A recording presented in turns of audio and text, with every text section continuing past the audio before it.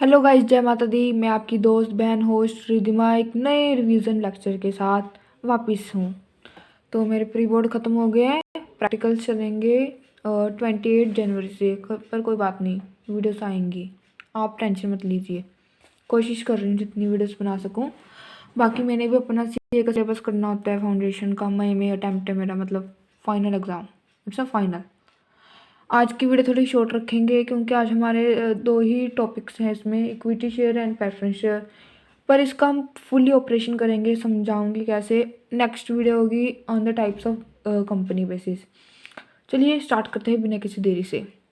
तो preference share, पहले ना मैं आपको दो तरह के शेयर कैपिटल होते हैं, एक इक्विटी शेयर कैपिटल, एक प्रेफरेंस शेयर कैपिटल। पहले मैं आपको प्रेफरेंस समझाऊंगी, फिर इक्विटी आपको समझ आएगा कि मैंने पहले प्रेफरेंस क्यों समझाया है। चलिए स्टार्ट करते हैं।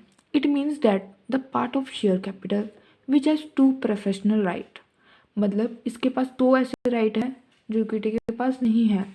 अब कौन से राइट हैं, वो कौन से शेयर कैपिटल, मतलब इस शेयर कैपिटल के पास कौन से दो राइट है। एक पेमेंट ऑफ डिविडेंड, मतलब जब कंपनी प्रॉफिट करती है, देखिए कंपनी ने प्रॉफिट किया 10 CR, तो इसमें से कुछ पैसा तो वो रिटेन अर्निंग रख लेंगी, रिटेन्ड अर्निंग, ठीक है।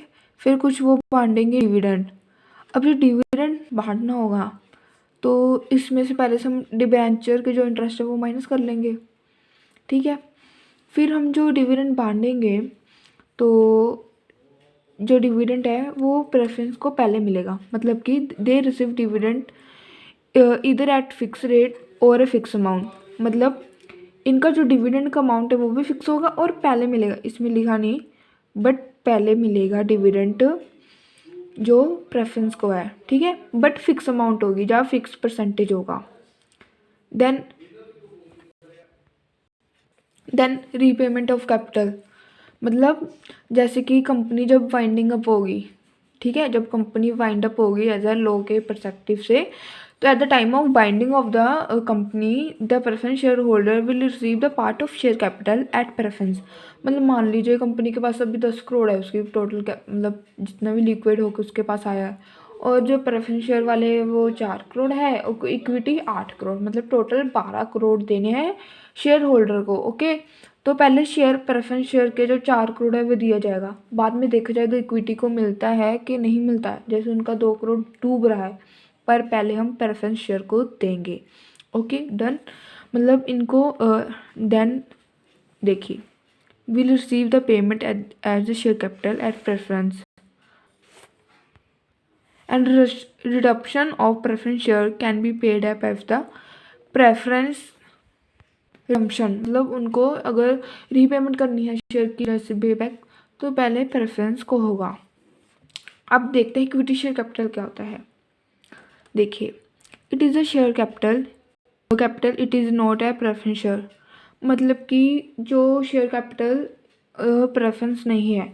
अब इसमें भी काफ़ी कुछ है, मतलब टाइप कोई नहीं है इसकी, पर इसमें से कुछ समझने वाला है। जैसे कि इसके पास वोटिंग पावर होती है, पर प्रेफरेंस के पास नहीं होती है।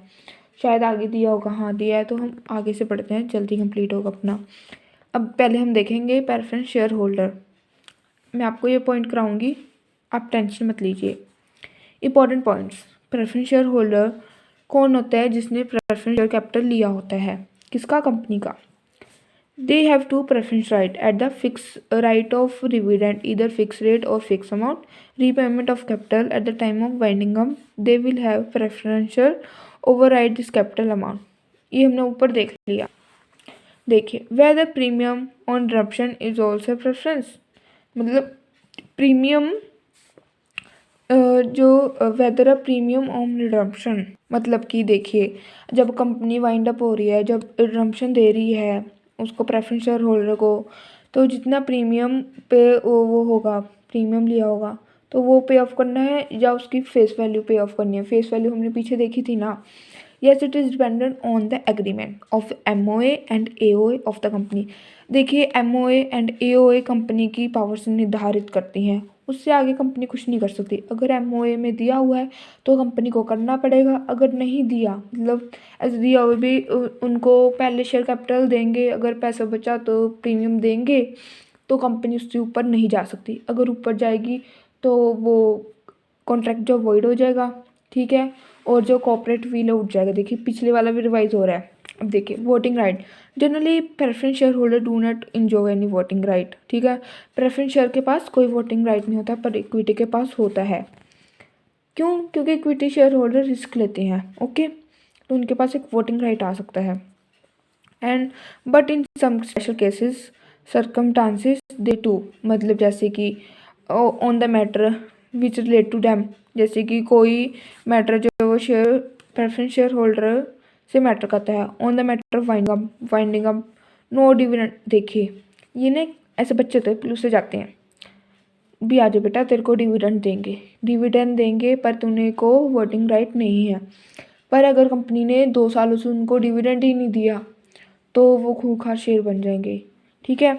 और फिर क्या करेंगे, वो अपनी वोटिंग राइट यूज़ करेंगे, ठीक है। तो ये सब एक्सपेंशन मतलब एक्सेप्शंस हैं इसके, ठीक है। अब इक्विटी शेयर होल्डर में आपको बता देती हूँ क्या क्या होता है।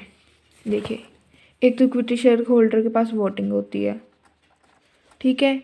एक क्या होता है, मतलब कि जैसे मान लीजिए डिविडेंड ज़्यादा बच गया तो सारा डिविडेंड वो इक्विटी का हो जाएगा, ठीक है। ये मेनली होते हैं, मतलब इनको बोर्ड ऑफ डायरेक्टर में भी बुलाया जाता है, ठीक है, मीटिंग में। जिसके पास ज़्यादा शेयर होता है वो आपको पता ही है, मालूम ही है। और ये रिस्क बेयर करते हैं, ठीक है, तो इनको भी अवार्ड ज़्यादा ग्रेटर मिल सकता है कभी कभी, ठीक है। तो इंडिया में तो ज़्यादातर देखिए डिवेंचर चलते हैं और इक्विटी शेयर होल्डर चलते हैं। डीवीआर मतलब प्रेफरेंस शेयर होल्डर बहुत कम चलते हैं। डीवीआर उसकी टाइप है प्रेफरेंस शेयर होल्डर की, अभी देखते हैं हम। 2 type of equity share capital, देखिए with the uniform voting right vanilla, मतलब this follow the general rule, मतलब टाइप्स हैं इक्विटी शेयर कैपिटल की, वो करा रही हूँ। This follow the general rule where one stand for one vote, hence it is called uniform. जैसे कि कंपनी वोटिंग राइट देती है इनको शेयर होल्डर्स को, तो वह क्या करते हैं, एक जिस पर्सन के पास एक शेयर है तो उसके पास एक शेयर होगा as a uniform. It is a vanilla right, मतलब सबको एक इक्वली देना है। आगे डीवीआर तो मतलब जैसे कि टाटा का था, 1-2 कंपनी जात होंगी, 2-3 कंपनियां और उनका ये, पर इसका ना प्रोसीजर काफ़ी मुश्किल है, तो जल्दी से मतलब वो मिलता भी नहीं है कंपनी को परमिशन, इसलिए कम ही है डीवीआर। पर इससे क्या फ़ायदे आप देखते हैं। This means that there is a differential right attach to this shares which might related to dividend voting power otherwise.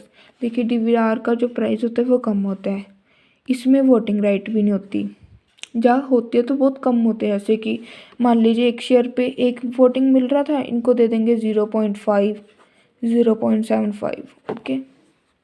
And dividend to the benefit, अब देखिए किस किस को हो रहा है, एक तो कंपनी को हो रहा है। Company share in the case of DVR will less impact to overall voting power, उनकी जो liquidity of power of voting वो कम हो जाएगी, पैसे का पैसा आगे वोटिंग में भी नहीं देना पड़ रहा है उनको, ठीक है। To member DVR hold receive higher dividend to the share and lower price. देखिए ये ना जैसे कि 10 रुपये का शेयर था, जो डीवीआर है, ठीक है, वो 8 रुपये का मिल जाएगा। डिविडेंड इस पे मान लो 2 रुपये का मिल रहा था, इस पे 3 रुपये का मिल जाएगा, ठीक है। ऐसे समझ आया? आज की वीडियो थोड़ी लंबी बन गई पर कोई बात नहीं, आपको समझ आया। देखिए हमने आज क्या किया, equity share capital, preference share capital, फिर प्रेफरेंस शेयर होल्डर के हमने राइट्स देखे, देन हमने इक्विटी शेयर के 2 टाइप्स देखे, एक यूनिफॉर्म एंड एक डीवीआर का जितना भी प्रोसेस है ना वो सारे इंटरमीडिएट में है, तो अभी तो हम फाउंडेशन में है।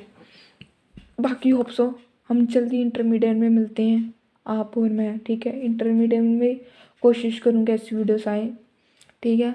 बस माता रानी आप पे कृपा करे, मेरे पे करे, और हम जल्दी से सीए फाउंडेशन क्रैक कर ले फर्स्ट अटैम्प्ट में। जय माता दी।